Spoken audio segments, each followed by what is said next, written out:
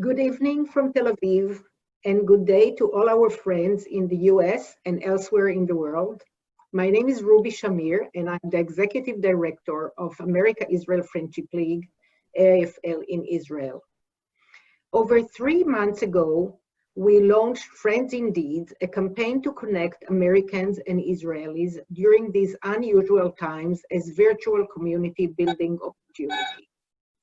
We have hosted webinars twice a week, including opera, culinary classes, yoga, and Pilates, as well as how Israeli startup companies and emergency medical professionals are dealing with trauma and the health crisis of COVID-19. Just a few days ago, we have hosted the Israeli Philharmonic Orchestra in celebration of the US Independence Day. I'm happy to be your host in the second webinar of the series of conversations between Israeli and American iconic women icons. I'm especially proud today to introduce to you 3 remarkable women who both initiated and run business social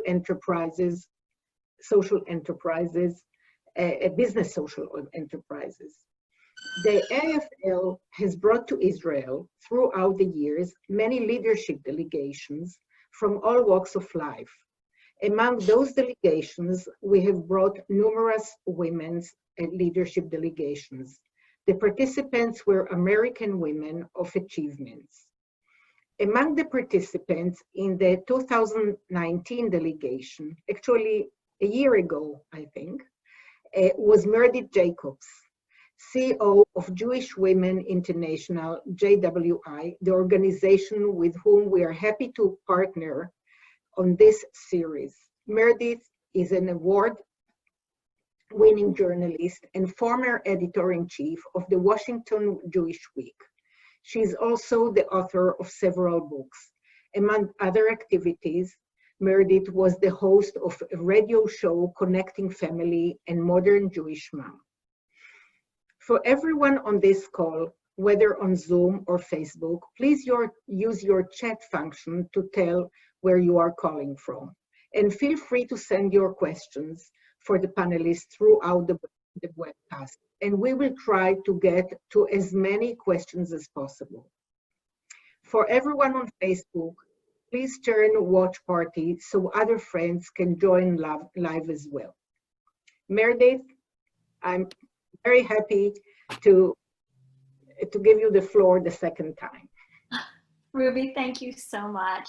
You know, being in Israel with AIFL on their Women of Influence mission was one of the most profound experiences of my life. The amazing women leaders from the US I was honored to travel with, but also the inspiring women of Israel who we were introduced to day after day, meeting after meeting. Every moment we had was powerful and connected me so deeply to Israel through the lens of women's leadership.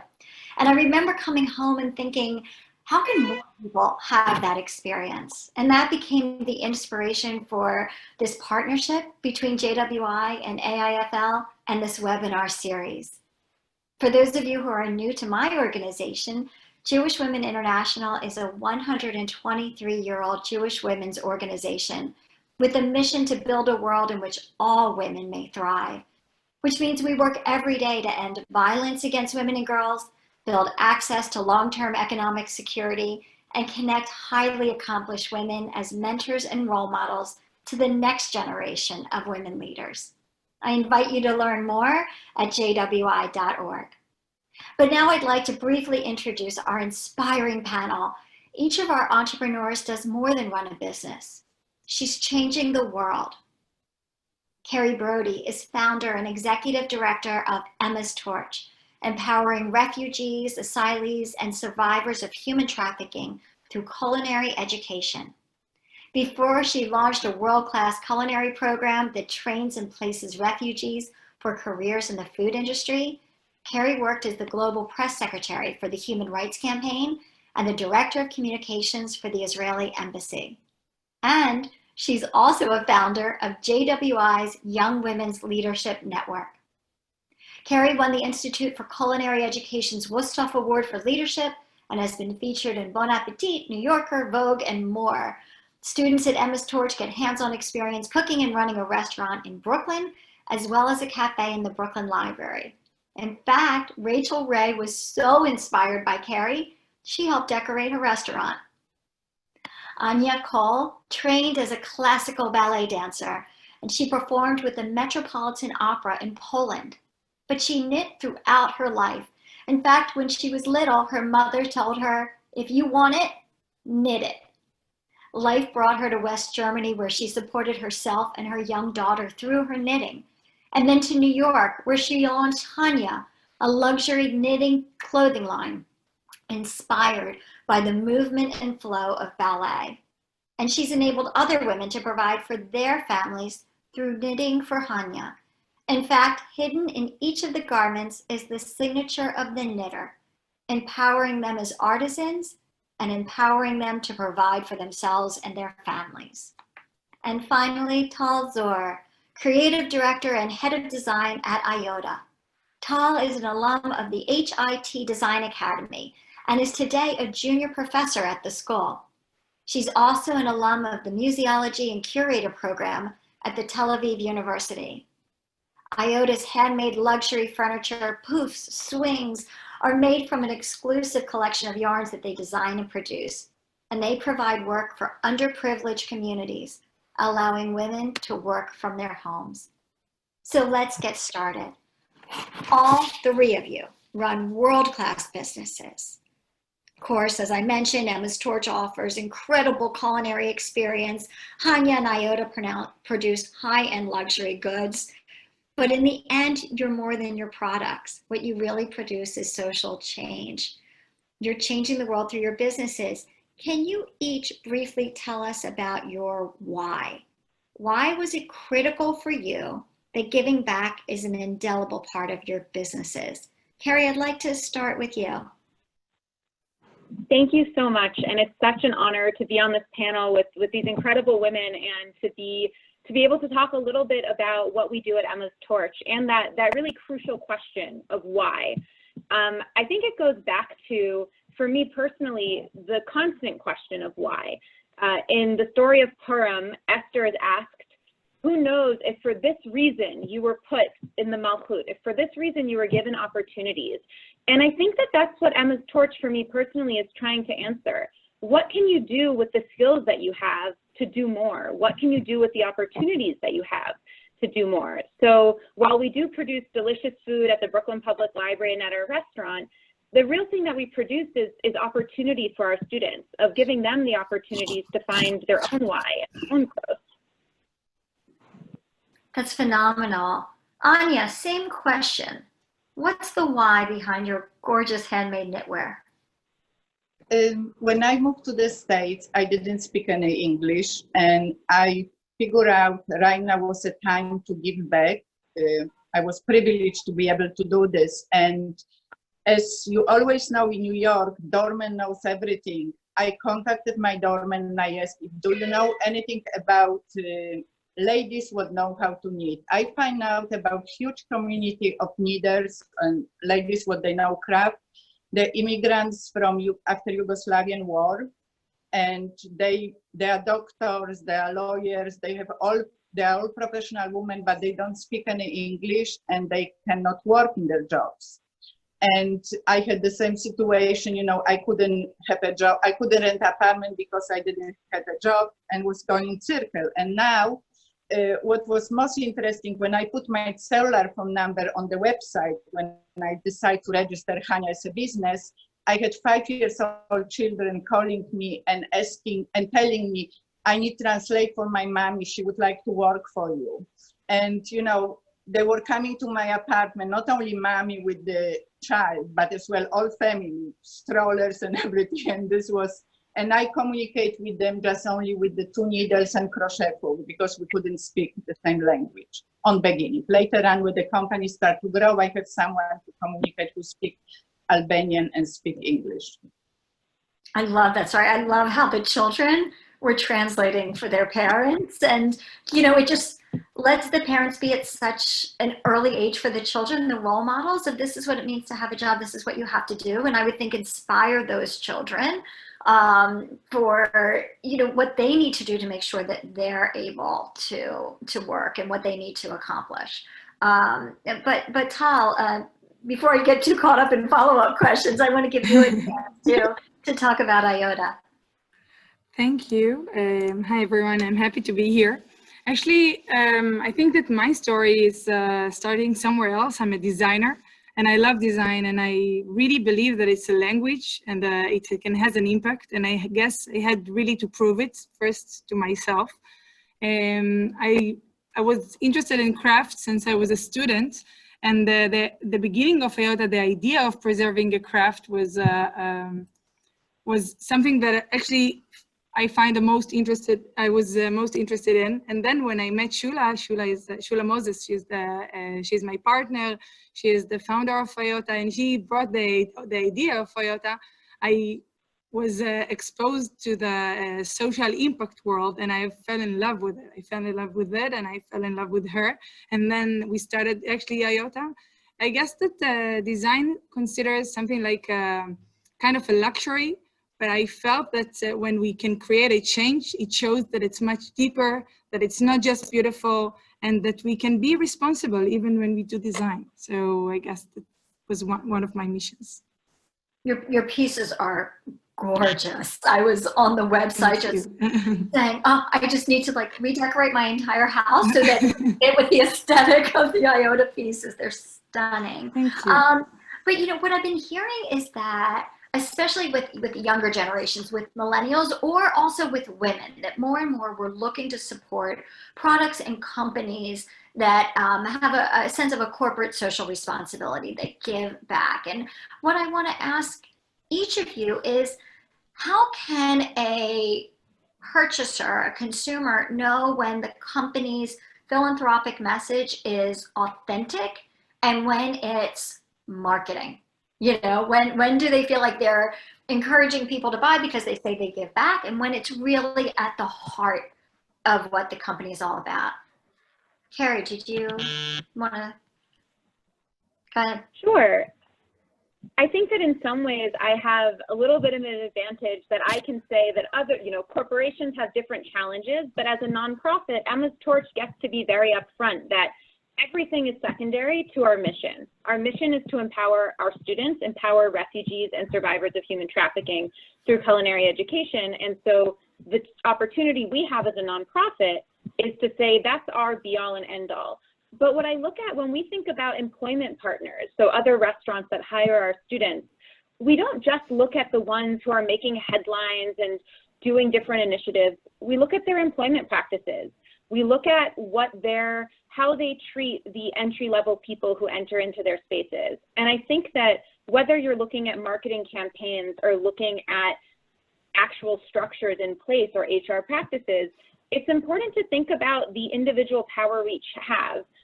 When there's been a lot of protests, and I loved, there was one sign that said, "Protest is the new brunch," which I think was a joke on that we can't go to brunch anymore, we're going to protest. But I would urge everybody to think about brunch or any form of buying power as an act of protest, that you can choose where you send your money, and that's the most powerful thing that you can do in this economy. I think that's so powerful, and that leads me really to a follow-up. Each of you talks about on your websites very openly that you provide the people who work for you with a living wage. Anya, can you talk a little bit more about that, and why is that not necessarily the norm in the fashion industry? I want to go back to the, I don't know about big corporation giving back, but I know this, I can give some work to ladies, what they're taking care of elderly people, what they're taking care of children, and they can need on their own schedule. And they pick up the yarn and project to make home, or they need it on the subway. They have all different locations, include park, playing with children. But what is very important for me with the minimum wage, I really have a difficult time recently because minimum wage in New York is $15 an hour. And I have ladies what they can make one head in 2 hours, what is, you know, they do the minimum wage. And other ladies, what they are not that good, they're not that quick, but they want to do they want to make the extra money. And this is costing a lot of difficulty for me, because I practically should eliminate every lady who is not a perfect from the job, because wouldn't be through the Department of Labor status. My ladies, I know about everybody's life. Was time that I had over 100 women in our 5 boroughs in New York. Right now, I have active maybe around 40. I know about the life. I know about the children. One woman came to me and says, "Can you give me more production because I need to buy bigger dining room table." They just need make extra money. What was very important for them, having another jobs. Amazing. Tal, how about you? What are you finding with those who are crafting your gorgeous designs? The women that we work with receive a paycheck each month, and also, of course, they receive all the social rights. But one of my favorite stories was, I think, a year ago, when the Bedouin Women United and wrote us a letter because they asked for a raise in their salary. And I was, it made me smile. I was proud of them. Imagine that 3 years ago, they never worked before. They never thought that they are good at something. And now, I mean, they know that they are good. They know that they are talented. They know that we trust them.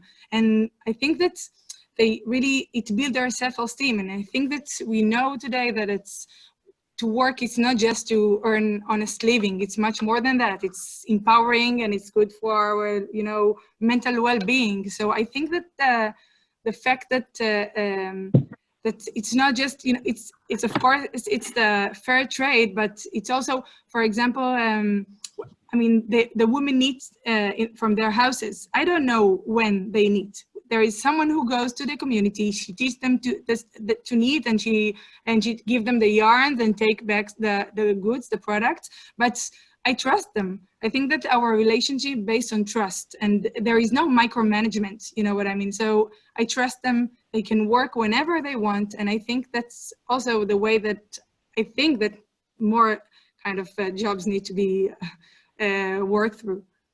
Absolutely, that provides flexibility in the lifestyle. I think it allows for respect of the employees. But also, I think during the pandemic, we're seeing now the ability to say to people, you don't need to be on public transportation. You don't need to travel. You can work. And that's a privilege to be able to work from home. Kerry, that's not the case in the restaurant business. Can you talk about, number one, how the pandemic has impacted Emma's Torch?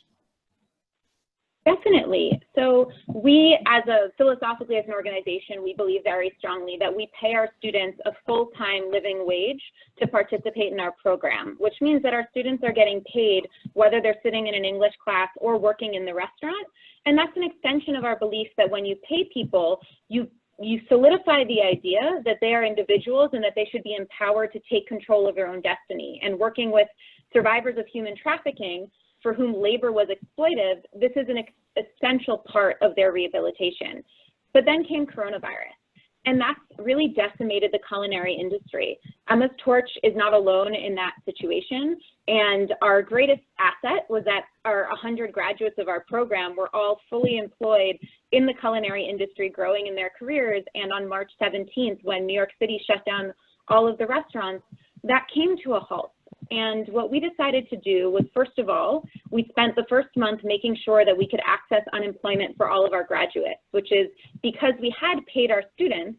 Thankfully, our students are actually earning more because of the CARES Act, at least through the end of this month. And we decided, what could we do with this time that would be productive? And so we've been doing online classes, not just for our students who are in the program, but for all of our graduates. And what makes me smile about that is that I often joke that I don't run a charity, I just love bringing people together. Well, being able to bring people together over Zoom meant that suddenly one of my graduates was making masks for everyone else in the cohort. Another graduate said, hey, I would love to teach everyone a cooking class.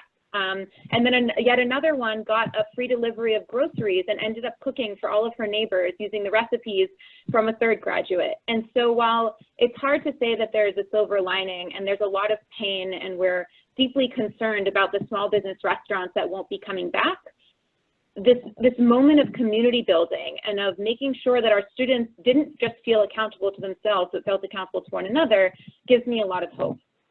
I think that's beautiful. I think that speaks to the resiliency that we all have to have right now. And kind of as hard as this time is, I think, you know, especially in the industries that you're all in, to be able to look for what are the ways that we're coming together? What are the ways that we're providing access to more people? Although I'm sure with all of the people who are involved in your organizations, that there's actually a tech divide, and not everyone has access to computers or to internet.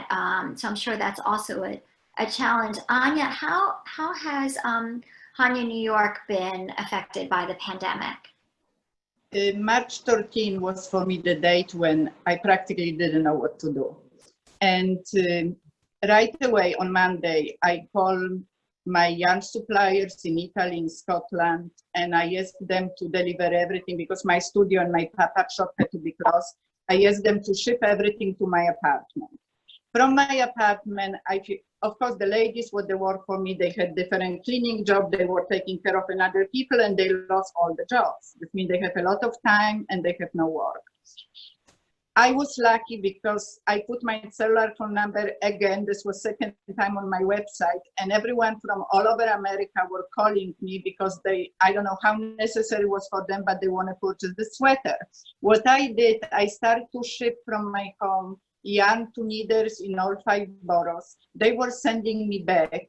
I turned my home, every item has to be washed after knitting. I wash everything at home, I cut, I finish, and I ship to the customer.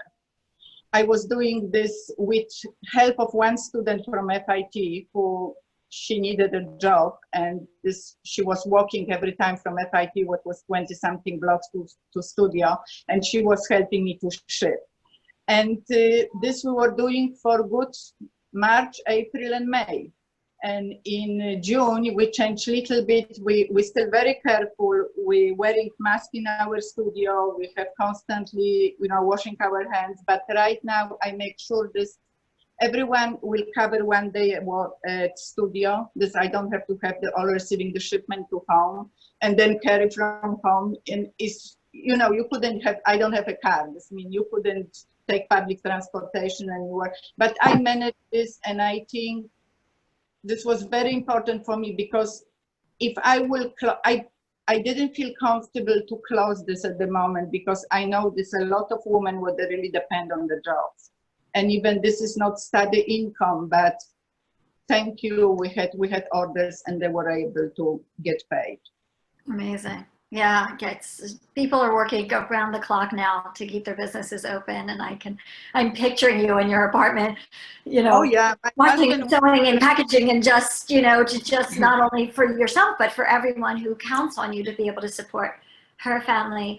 So Tal, we actually have people on the call from all over the world right now, including your founder and partner, Shula.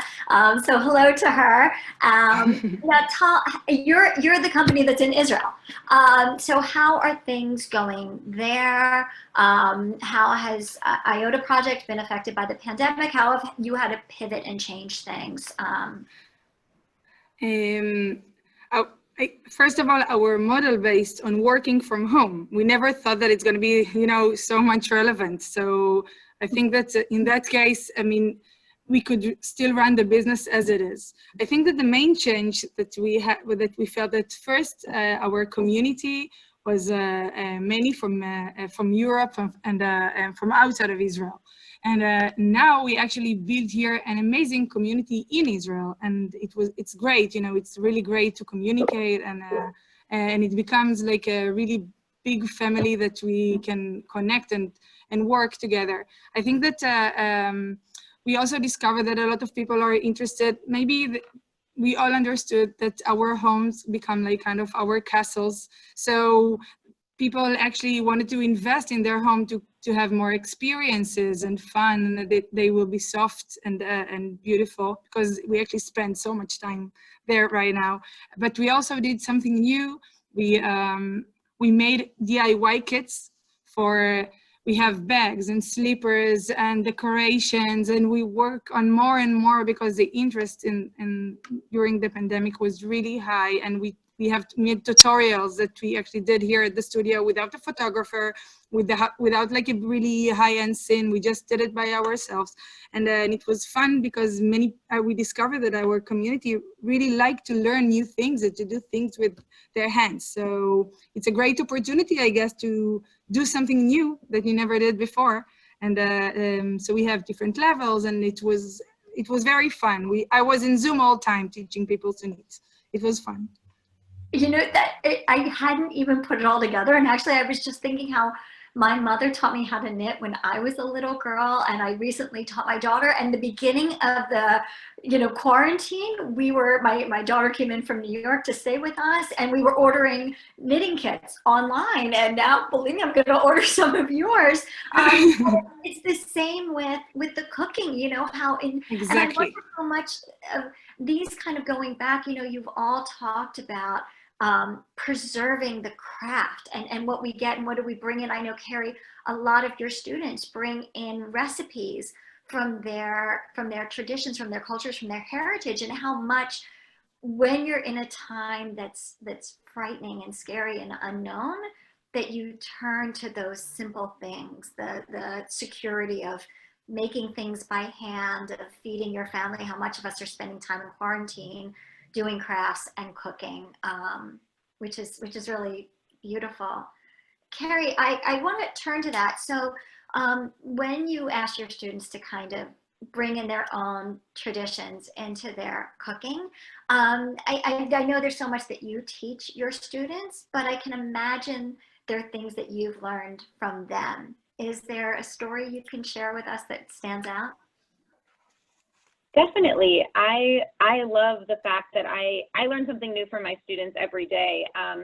Not just the food that they bring with them and the recipes and the ideas that they have, though that's definitely a big part of it. But for me personally, I became a mom a year ago, and when I became visibly pregnant, about 70% of our students are women. Most of them are mothers, and there was such a shift in the relationship of suddenly they wanted to share with me their advice for how to be a mom, for what I should be doing if I was tired, and for all these different things that I think was just such an extension of the idea that the teacher-student relationship is actually about a community of education together, and not just about, I'm here to teach you these skills, but actually what can we exchange? How can we grow together? Which I really appreciate.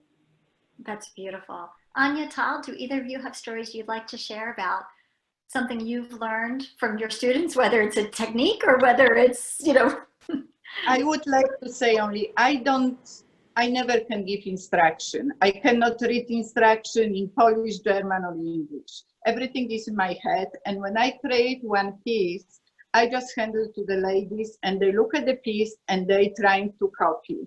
What is very important for me, this take long time to create something, long time to knit, long time to crochet. And I never tell lady it's a mistake.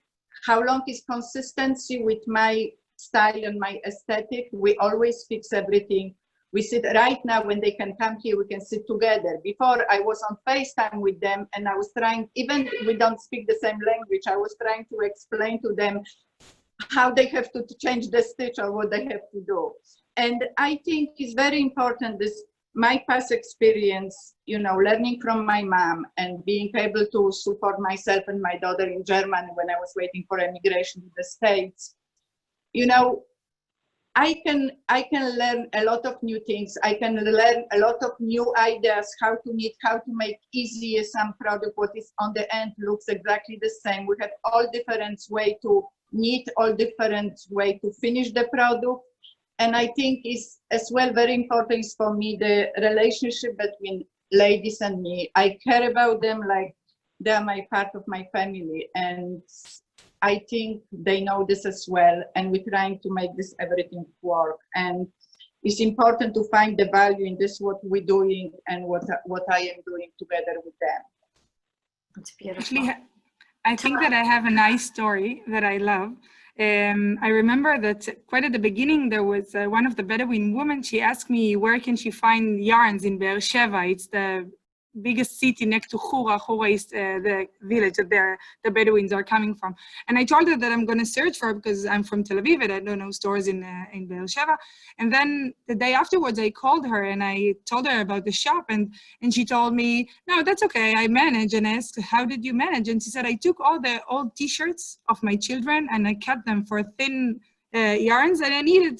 And and I thought, you know, I'm a designer and I'm creative. And I think that it taught me something, maybe to be even sometimes more modest, you know, that creative is something, creativity maybe it's something that's, I guess it's in your soul. It doesn't matter what you learn and where are you coming from. And I think that it also showed me that when you want to do something and when you really want to do it, you can do everything, I guess. Ah. I love that. Now, I wanted to open it up to questions from our viewers. So if you have a question, put it in the chat, put it in the comments and Facebook. But Carly, I know you're on screen. I believe you have a question. Why don't you kick us off? Oh, sure. So as a current student and a future businesswoman, I would love to know about your experiences as female entrepreneurs and what empowerment you found from it and possibly what unique difficulties there may have been. That's a great question. Who wants to answer first? I can try. I think that when we started iota, Shula and I thought that it doesn't need to be like a regular design studio model, that we will build it like a startup, you know, because I thought that we have investors and Shula is investing in, and she's the founder of iota. We develop a product. It doesn't look like a software, it looks like a swing, but it's a product. We have a technology. It's a really low-tech technology, I can say, that made by hand.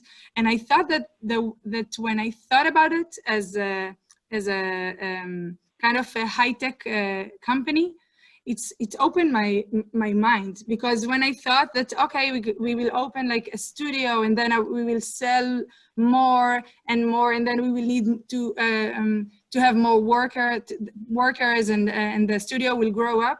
I thought that when we imagine it like a high-tech company, you know, we can do everything. So I think that it's the way of thinking that as an entrepreneur, I hope so. It opened my mind and maybe it help people next to me to believe that we have a really big goal. So I think that's the way that I wanted to look at it. That's beautiful. Kerry, Anya, anything you want to add about what it's been like to be any advice you'd like to give to a future female entrepreneur?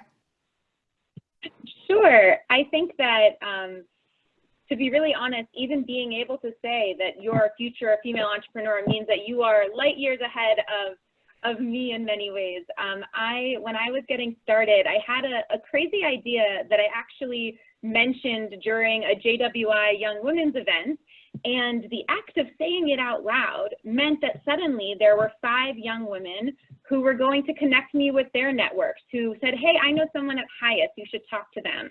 And then I was connected with my mentor. And sometimes when you have these big visions and goals, they can seem so beyond what you could imagine tomorrow. And so for me, at least, breaking it down, not just only into manageable steps, but breaking it down into relationships of who's the person who's going to teach me what I need to know in this area? Who's the person who's going to maybe poke some holes in my pitch deck, which is always valuable? And who's the person who's going to be there when those holes seem much bigger than the reality of the pitch deck, and to help me put it back together? So I think assembling your team is really, your team of advisors is really essential. You know, your answer is the perfect, well, actually, Tal, let me let you answer, but then we have another follow-up question from the audience. I just wanted to say that I agree, that I guess that to have, you know, a group of the right people next to you to support you, maybe it's the most important thing. Well, great. Well, then actually the next question was, who are your mentors? I know, Kerry, this is something that we talk about always at JWI, is connecting highly accomplished women with the next generation of women leaders to mentor and to be role models, and how important that connection is and those mentors are. So who paved the way for you? Anya, was there someone, was it your mom or? Yes, I will say my mom was the strongest person, strongest woman I ever met. And she, you know, we didn't grow up in an easy world because this was during communism. And my mom always say, you have to be creative. We had a lot of situation when we were producing area rugs outside to export. And once a week, they were leaving scraps of yarn in the bags this we could take, and I was tying the yarn and I was making sweater, and this was Missoni sweaters because I didn't know what is Missoni, but was all scraps of yarn. When I started the business, I didn't know anything what I'm going into. I knew only how to dance and I knew how to knit.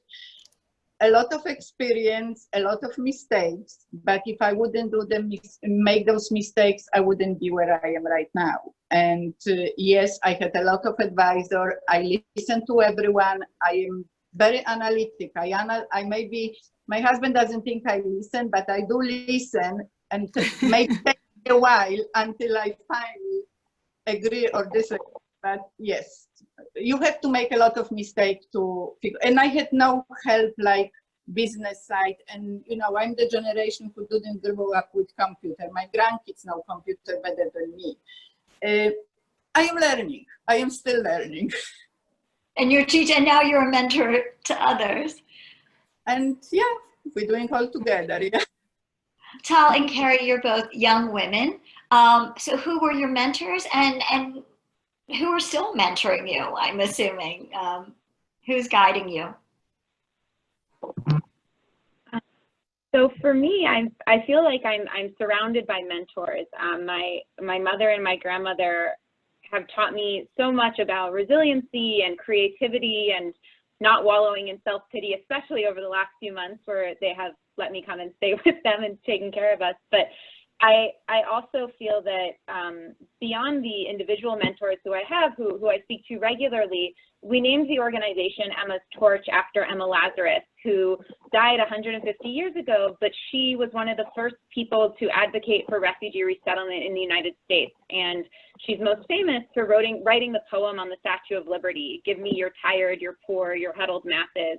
But what people don't know about her is that it wasn't just the words, it's that she saw that the thing that she wanted to encapsulate what it means to be American was welcoming in the stranger. And so in putting her name up on the door of our business, that to me is a great driving force to think, you know, what would Emma do? How would Emma react to this? You know, she's not just our Wi-Fi password. So trying to keep that in mind along with the other living and breathing mentors that I feel fortunate to know. I love that. Sounds like we should make bracelets. What would Emma do? Mom can knit them. With me, I think that now Shula maybe it would be the first time that she hears it. But I think that when Shula and I met, it was almost 6 years ago. We met like in coffee shops on the suburbs of Tel Aviv, in not a sexy coffee shop, you know, it's like a really old one. And 1 hour meeting became 3.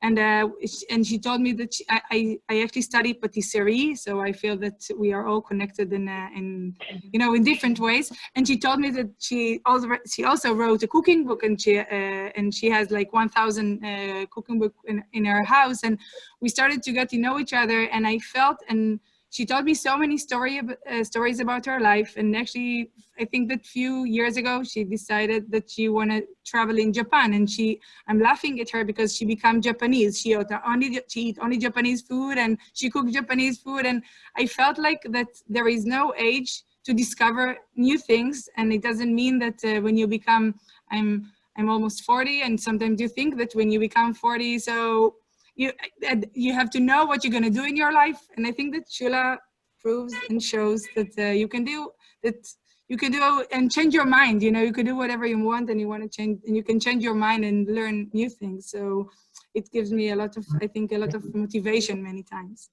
Okay, but before we go on, I have to say I cannot wrap my head around that you're almost 40. I would have guessed like 27. Thank you. Thank you so much.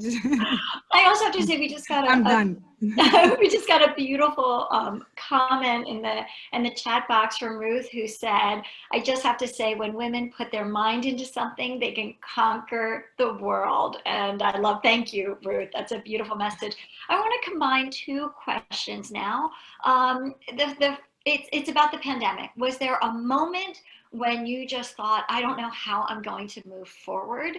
And what did you do to help you move forward? And then combine that with another question from Sarah in the chat, who said, what words of hope can you provide to women and single moms who are trying to work during this time of stress? So whoever wants to take that first, was there, you know, that moment in the beginning? I know Anya kind of spoke to this of what's going to happen.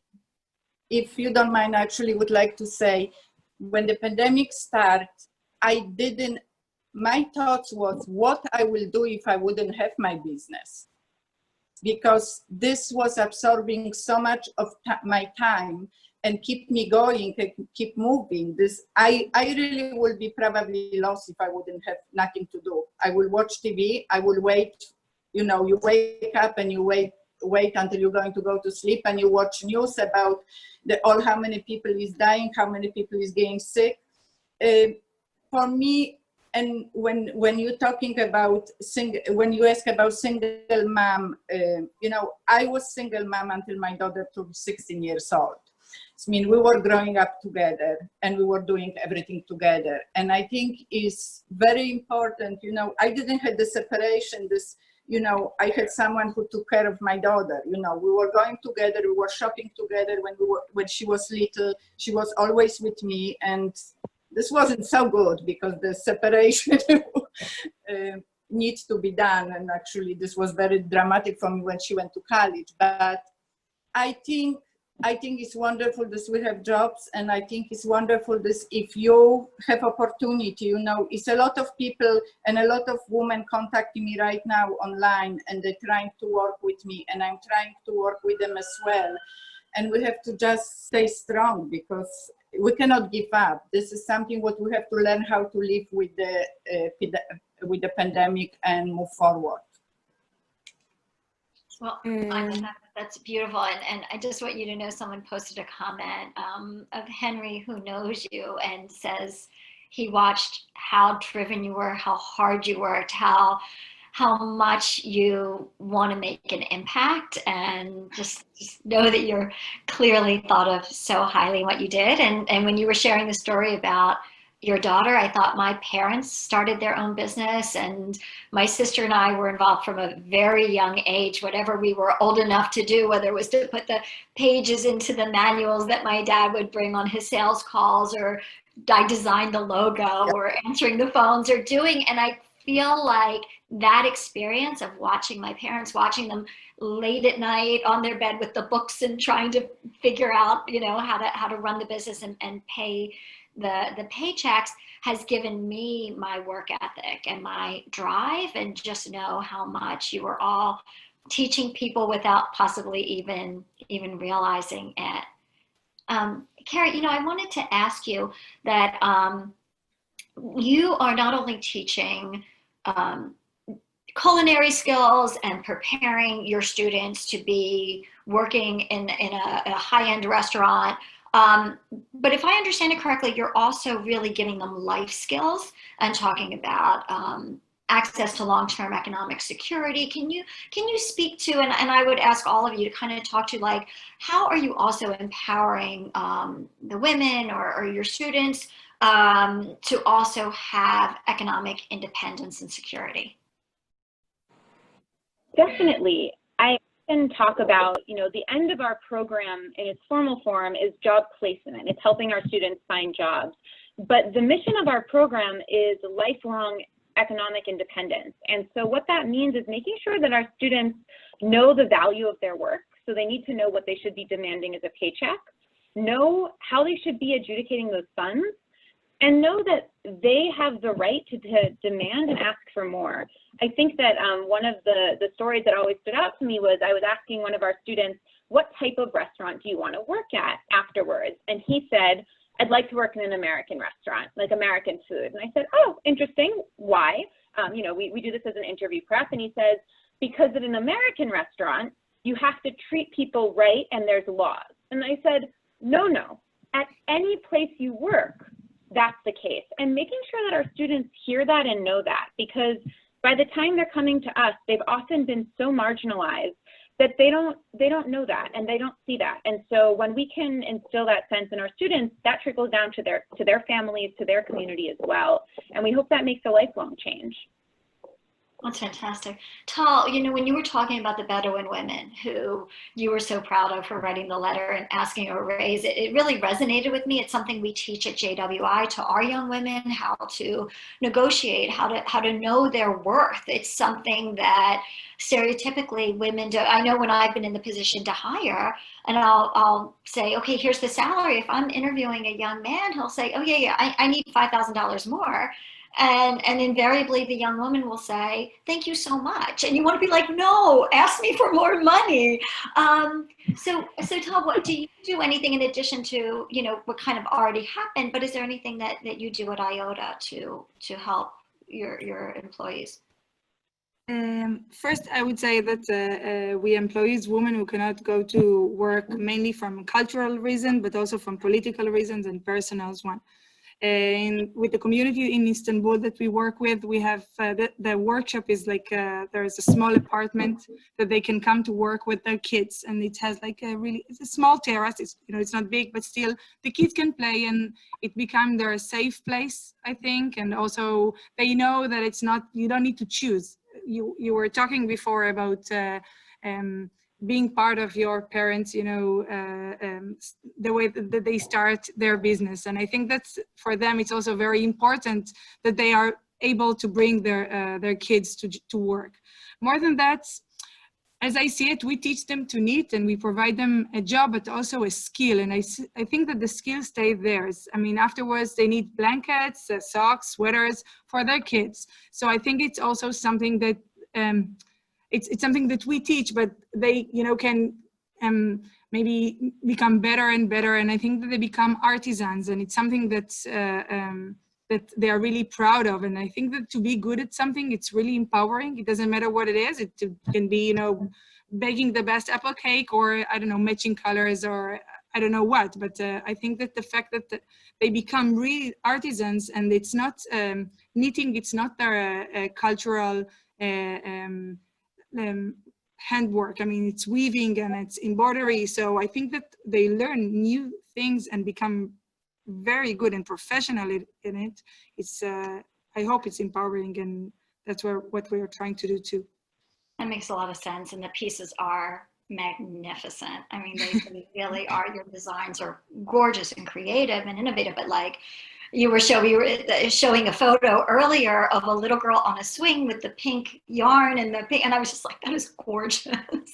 But Anya, we have actually an anonymous question that was just posted for you from a retired entrepreneur who also had a team of women who worked from home, and they're also a knitter, and they're asking to support you and to support the women who are working for you. And we're wondering, do you ever have sales that your pieces are magnificent? Do they ever go on sale? Yes, we don't advertise sell because I have two goals. I know people in my age like ready to retire right now and go on Medicare and just have a nice life. I want to keep going, and I have very important goals to, if I can completely turn my business to e-commerce business, what is online, and support, of course, but major stores, what I still sell to. I would love 30% of my knitters, what they're very productive and they really wonderful. I would like to hire them as a full-time employee, not as a freelance employee.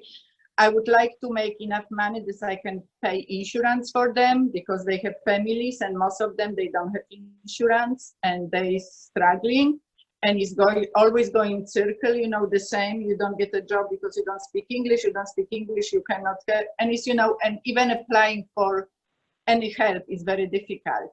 If we do sales, we do in studio, but everybody can contact me online. In sales, the all emails goes to me right now. That means if they don't go to anywhere else, this I work. And yes, I never try to go below the cost of the items, because I have to cover the expenses of the yarn. We're using very expensive yarn from Italian and Scottish factories, and everything is developed by me, this machine wash, machine dry, and 60% of the product of the cost goes to my knitters. Yes, I do a sell. Yes, everybody can contact me. This is not advertising, because I don't have a sample sell, because my every sweater, if you order the same color and the same sweater, the sweater will go to the store or to you. Every sweater is made by two needles. This means it's not really, you know, if you like the sweater, what you see in studio, just take the sweater, because if I try to copy, it will be a little bit different. Right. That's the beauty of handcrafted. And I love that the pieces all have the signature of the knitter. Yeah. And we know, like if we have a repeat customer, we know a repeat customer who want to put the same sweater, we go in our files and we know which lady made the sweater, give to the same lady that she can knit with the same tension. Because if another lady will knit, will be different. There will be different rate. Yes, we have everything. We're very pro right now. We have everything in file in computers. Wasn't before. I wonder on your website if you would ever highlight the stories of some of the women who knit for you and share their stories. Know, I have to be very careful, because they're very private. Is the same like with customer, what I would like to know the opinion, and they really don't like, and they're very private. You know, I get a lot of emails, but it's not to publish. But, you know, I have to respect the privacy, everyone. That makes sense. Kerry, I was thinking the same thing for you. I would love, I don't know if you're thinking of this, for you to post some videos or even have them available for people to have to pay to access of your students teaching some of their cooking and see what that would be like. But to learn from them, I think would be wonderful. And I'm going to start with you on this one final question. And really, I want all three of you. For someone posted in the chat how inspiring this session has been, especially during this time that has been so uplifting to see what you all are doing. And if somebody wants to support your work right now, especially how much it's needed in this time, where can they go? What can people do? So Kerry, I want to start with you. Thank you. And definitely we are working on different ways to share our students' stories, and we're going to be having some online cooking classes led by our students in the fall. And actually, if you want to, one very explicit way you can learn about one of our students is there's a new documentary on HBO called Welcome to Chechnya, where one of our students is highlighted. And she actually, I didn't know this until watching the documentary because she's very humble. She's directly responsible for saving countless lives. And so there's something very powerful there I highly recommend. But more about kind of directly to support us, I would really urge everyone to go to our website and to sign up for our newsletter. If you're in New York, we'll be opening and looking forward to seeing you later this fall. If you're around the country, we're going to be launching nationwide shipping. And of course, we're a nonprofit. And so every act of support really goes a long way. So we would love to welcome you to our community. Oh, I love that you're going to be shipping, because I know every time I go to New York, I'm like, I have to find time to go to Emma's Torch, and I haven't been able to go yet, although I have friends. I know you host our young women for a Shabbat dinner every year, which is so gorgeous of you, but that's wonderful. Anya, Tal, what can people do who want to help you in your work? Of course, to help is if we bring the sales up, because this way I can give to my ladies' job and they get paid when they finish the work, yes. But as well, through Hania, we support two charities, and one is very important. No, the both are very important for me, but Let's Get Ready was the charity what I start to be involved before I start Hania. And this is charity what support underprivileged kids from very poor families or from immigrants to prepare them to SAT and put them through college. A lot of families I know, nobody graduate from college, nobody finished schools. And the children who is first one who graduate and then go to Harvard and then giving back. The organization is Let's Get Ready. And if you cannot buy a sweater, we always 6 months of the year percentage of my profit goes to each organization. 6 months to one and 6 months to another one.